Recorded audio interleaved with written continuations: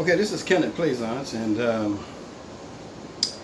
I think I'm gonna give a course in this area, um, and it has something to do with the Supreme Court case that's going to be held, or going to be argued. It deals with abortion rights and so forth and so on. And I think that there were some cases that I brought before the United States Supreme Court that they didn't accept the writ. So I would like to expound and expand upon those principles that I brought forth in those cases. Um, I have a book out. It's called The Argument, and I think it's the argument, the current argument that is being tossed around and thought over and so forth. But I think I came up with some poignant viewpoints, and I kind of like turned it on its head. All of the nuances of the right to abort, or the right to beget, or the right to have or have not, uh, the right to choose. And so I guess it's the pro-choicers, pro-choice people that I guess want this principle or this law to stay in effect. And I get it. I understand that I am not a woman, and I don't have that right, or that biological experience to have a child. So I take into consideration all of those things that bring forth this argument. But so the book has those arguments in it, and again, it's the argument. Let me get the book. Hold on. Let me see if I can locate it. Yeah, it's called The Argument, and I bring forth this in this book, a lot of arguments that I went over, a couple of cases that I went through, and it seems to me that my approach to it, it was laughable. Let's put it that way, through the forces that came up in the 1990s and thereon. And I mean those people that became judges that didn't want the law to be watered down in any way. And so my argument stood as funny, or to them, or they didn't want it to become a major argument. Anyway, so the right to abort. Now, there's a case called, my personal case was the first case that I argued this, and the problem that I saw was the arguments that I make in that first case was not published. So the problem is that if you don't publish that information, you can't put it in terms of it being a minority viewpoint, because sometimes the minority viewpoint will be the majority viewpoint in deciding these cases. So I did the research, I did the work on this case, and the Fourth Circuit Court of Appeals decided not to publish it. And it's a personal case, and I understood it, but I made the very same argument, and someone took my argument and went to the First Circuit Court of Appeals, and they got the credit for it. And so there is some discrimination going on in terms of sex in these type of cases that's being published, because now the person who published it, who got published, got the recognition as the person who made that argument.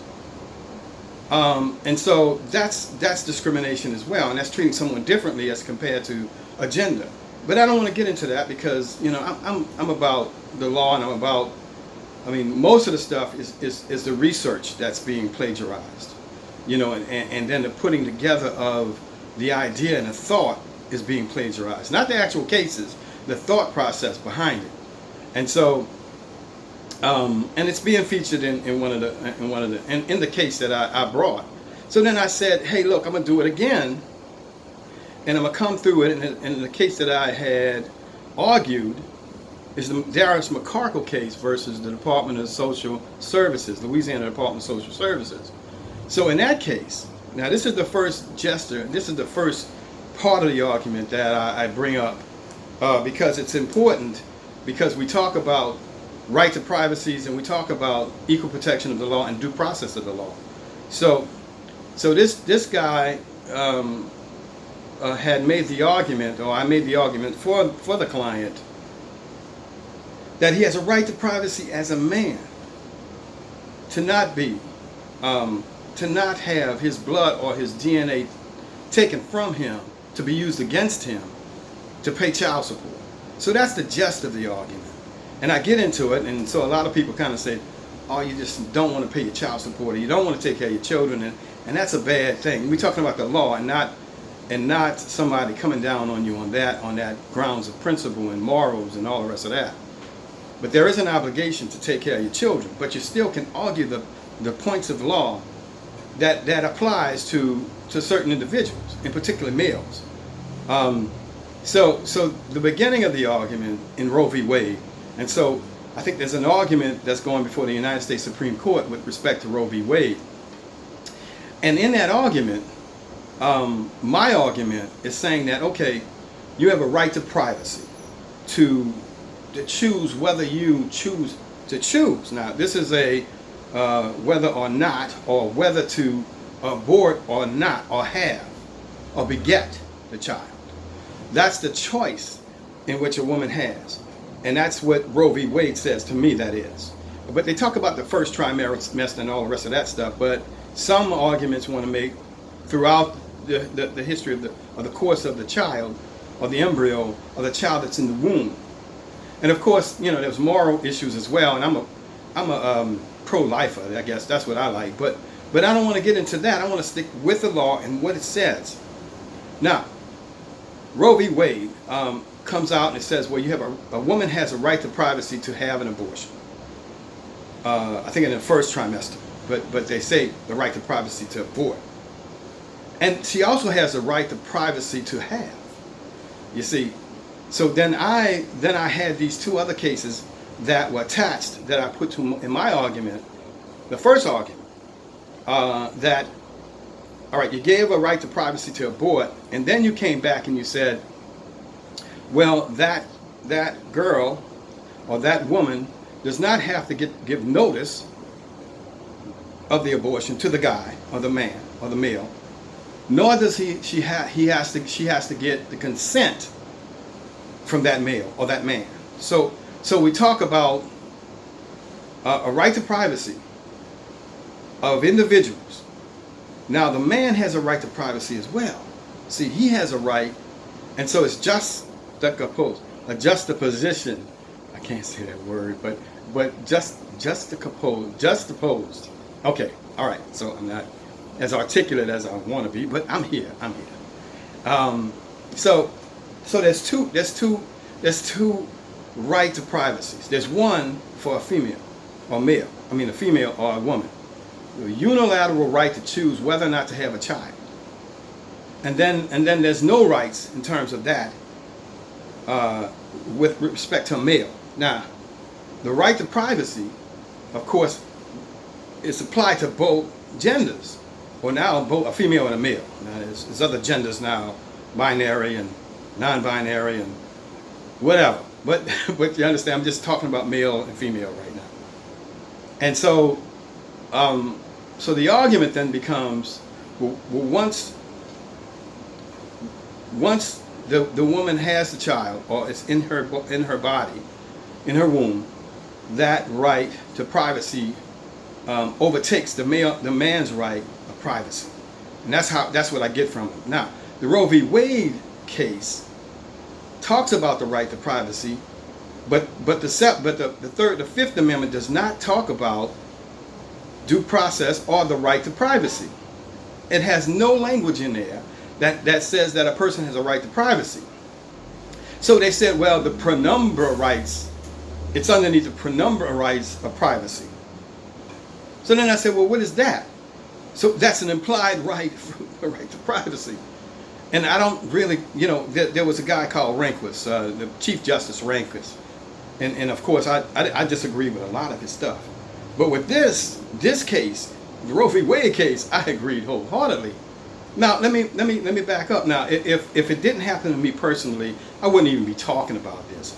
But it happened, and then I went to the stacks, and we when I came out of law school, we had to go to the stacks and stay in there like weeks and months to try to get one point of view on. So, but I didn't mind because I kind of like, being in the stacks and trying to get all the law in me, the smell of the old books and all the rest of that stuff. Nevertheless, I don't want to get off in time.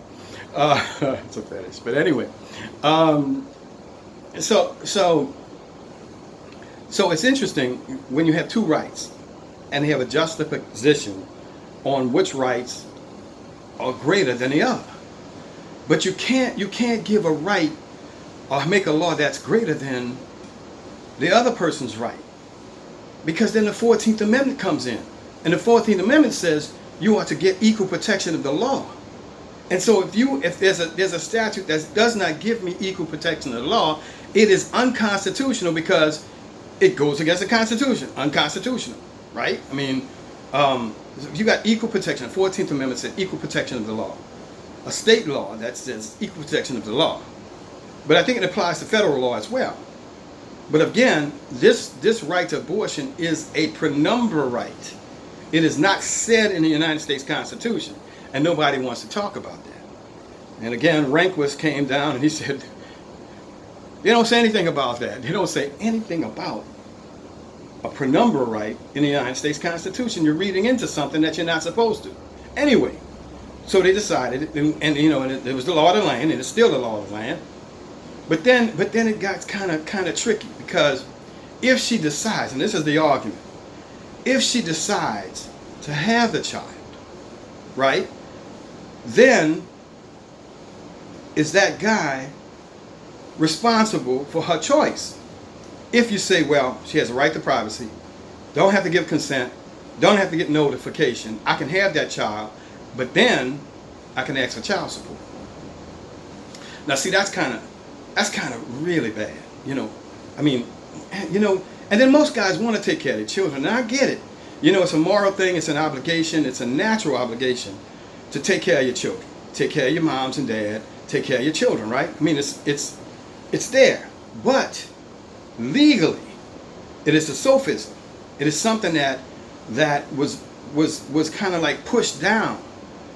And so when I was going to law school, that's the law of the land. They have a right to privacy. I have no question that I can't question it or whatever. They have that right. I got it. All right, boom. However, when it comes down to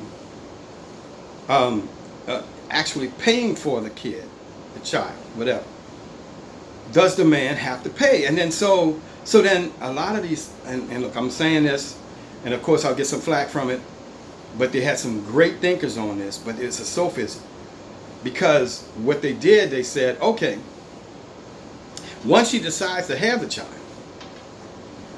then we're going to say, male, we want you to pay for the child. So then the question that became, in the Darius McCarkle case, and that's the one I had argued, the last one that talked about these issues, was whether or not, and I'm quoting, whether or not the unilateral right of a mother to choose whether to have the child or whether to bear the child, abort or not abort, bear or bear, right? Or choose. Now there was an argument, well, and it was a position that a lot of ladies took, that they had, it's my body, my choice. And so we get that.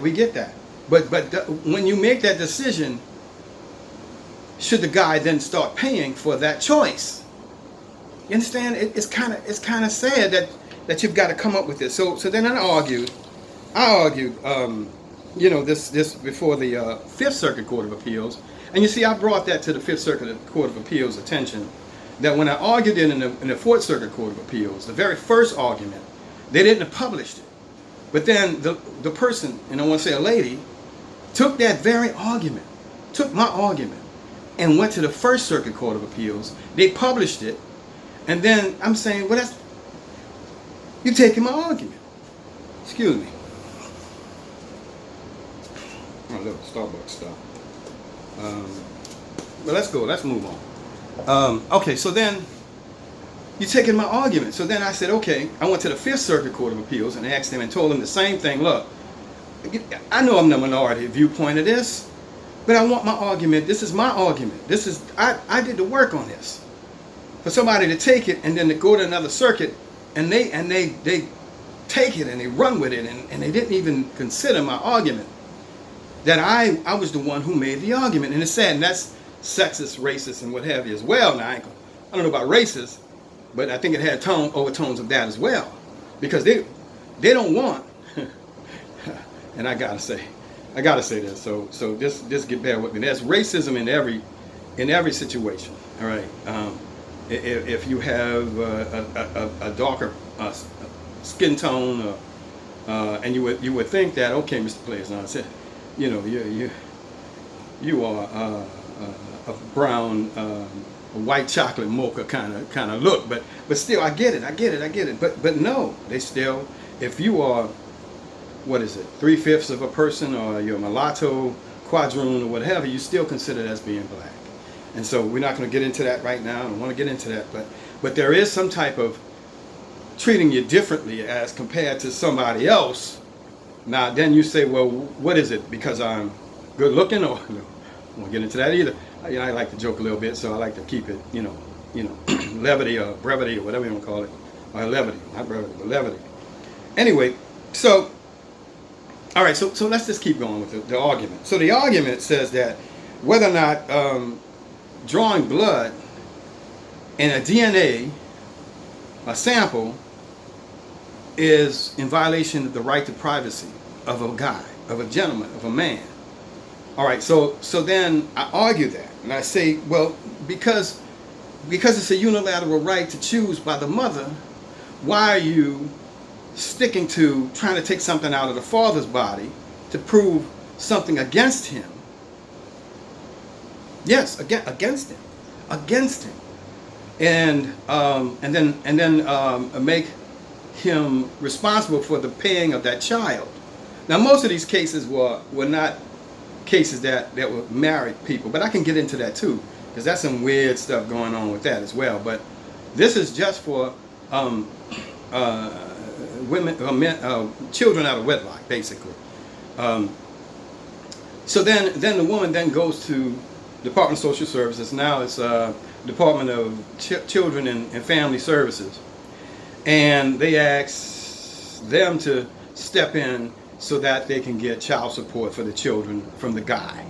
Now, mind you, again, is it fair? Is that fair? Now, so I said, well, no, the guy has a right to privacy. You can't take his blood and you can't take his DNA sample and then do an ex parte order, which is there's no due process with that. I'm going to just order this blood tape, the taking of a blood or taking of a DNA sample, in order that we can prove that the child is his, so then we can stick him with child support. So it then becomes, it becomes that type of money thing. It's a money thing now. It becomes a money thing. And I say that, and again, Mr. Plaisance, you're just trying to not pay your child support, and you're trying to obfuscate the system. Okay, no. There's a legal argument that could be made at this, and I would love the United States Supreme Court, before they argue this case that's coming up, is to go back and look at the Allen case, and look at the McCarkle case, and look at my case.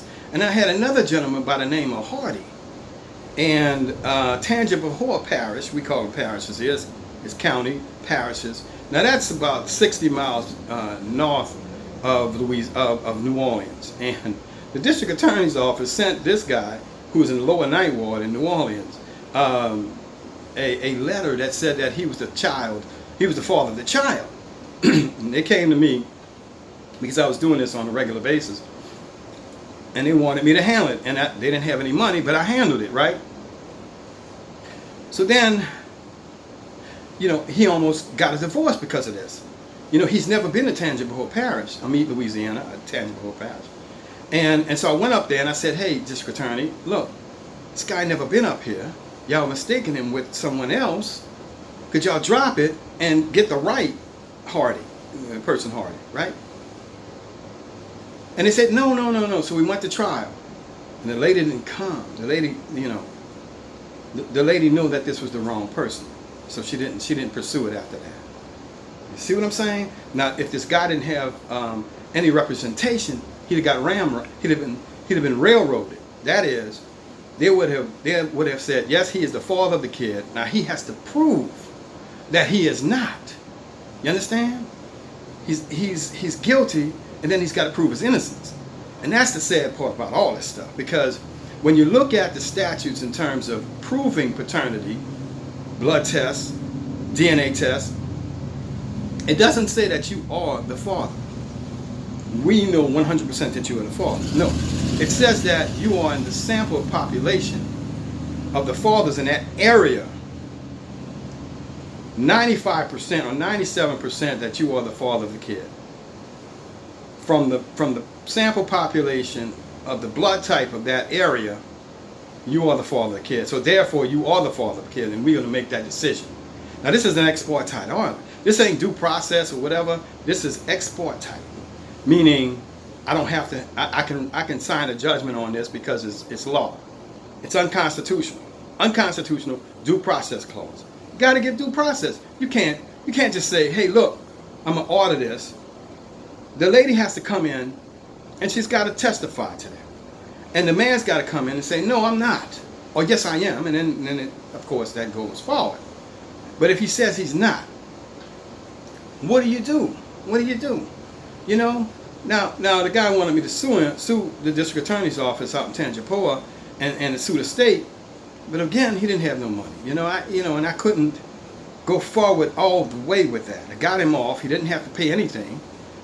He thanked me for it, but he sure was mad at it.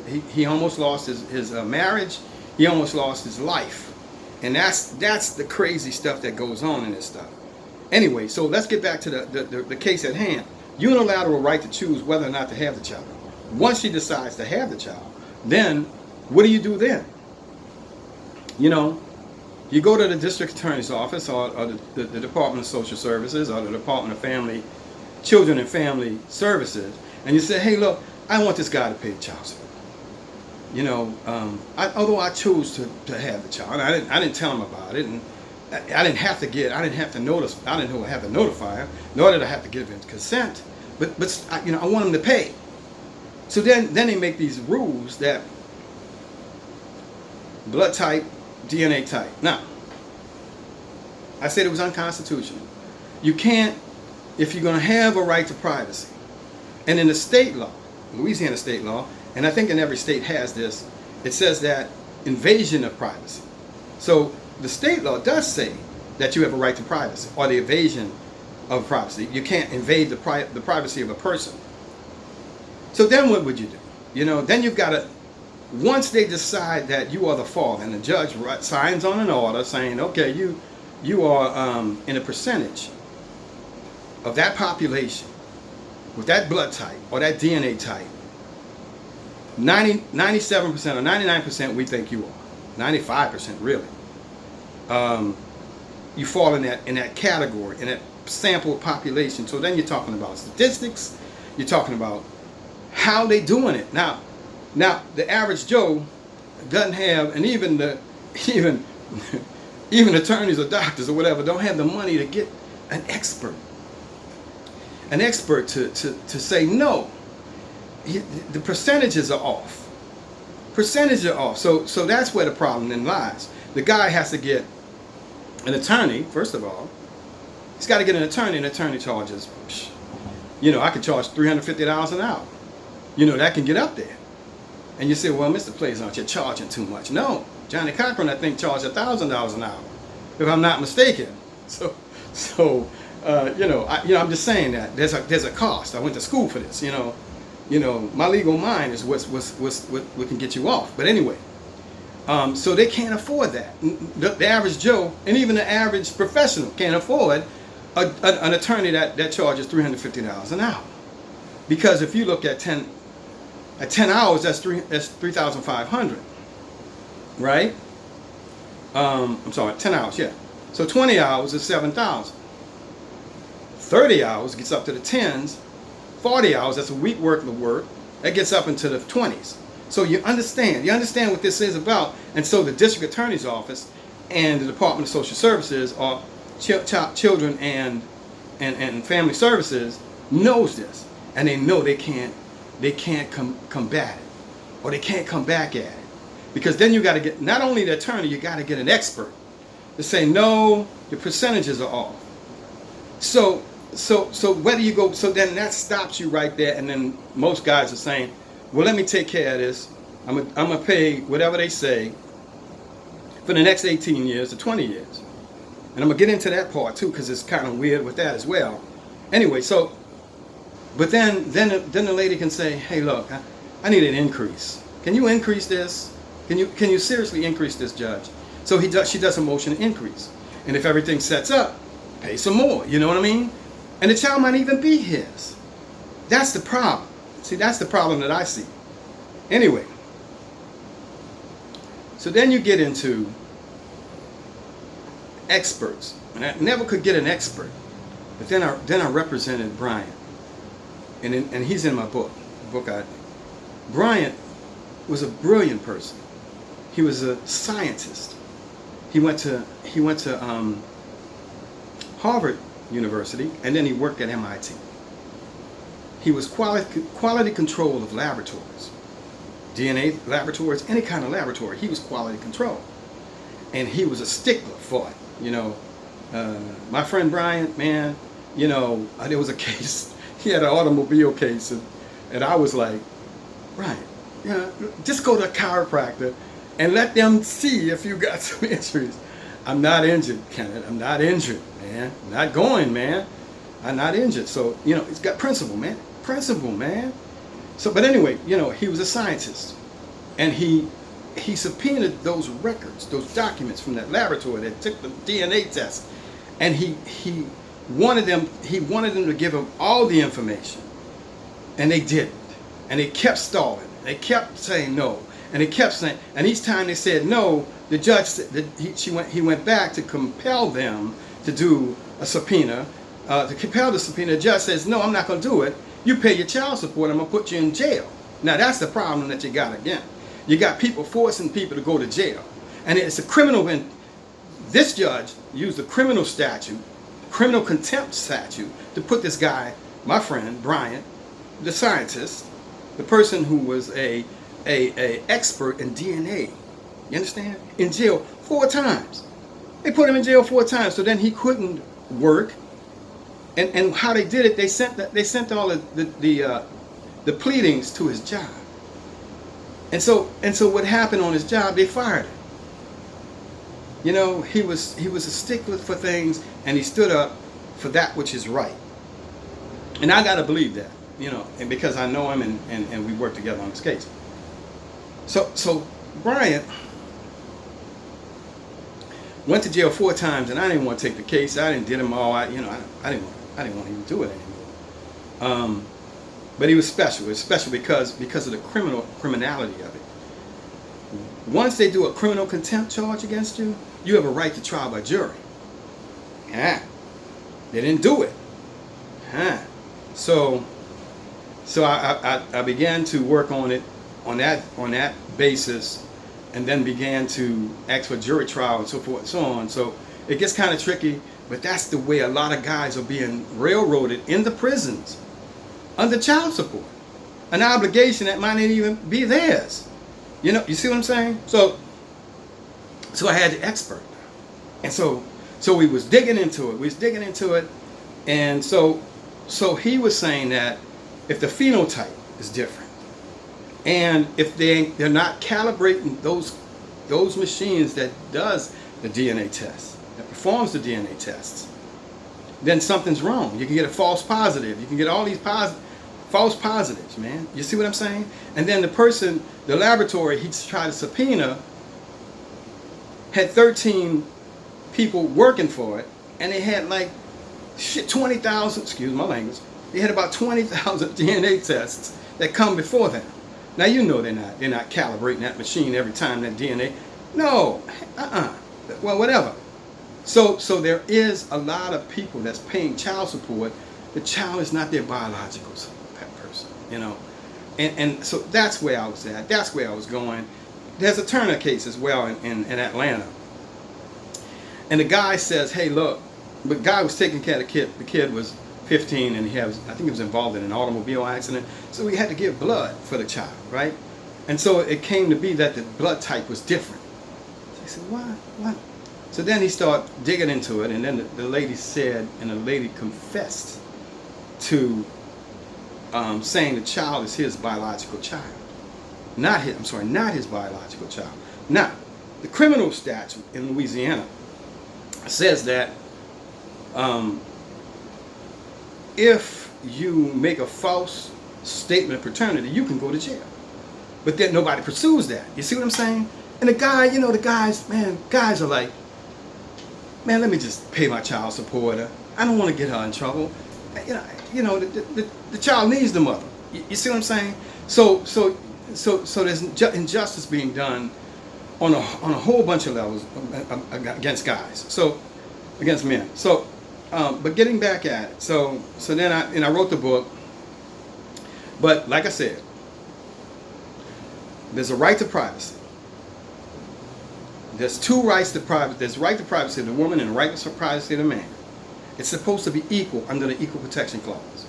But if you give one right, one person, more rights than the other in this area. Now the argument of a man is this. Look, it is my seed. It is my seed. That's the argument of a man. In the Bible, it's seed time harvest, right? So the seed is important. God's word is his seed, right? I mean, this is the argument of the man. Okay, I got you. Then he comes back and he says, if you look at a thoroughbred, his seed is worth $1 million. And you look at the bull, the big bull on the ranch, right? His seed, that male bull's seed is worth $1 million as well. Now you look around and you say, man seed, he's got his seed. If his seed is used, he's got to pay. Now the argument gets kind of up there, and he says, well, y'all should be paying me for my seed. Why not? And it sounds absurd, and I got it, I understand. But you get it, it's a seed. The seed is important too. Now, on the other end, the female says, well, it's inside my body, and I've got to take care of that child. And so what I want to do is abort it. Then you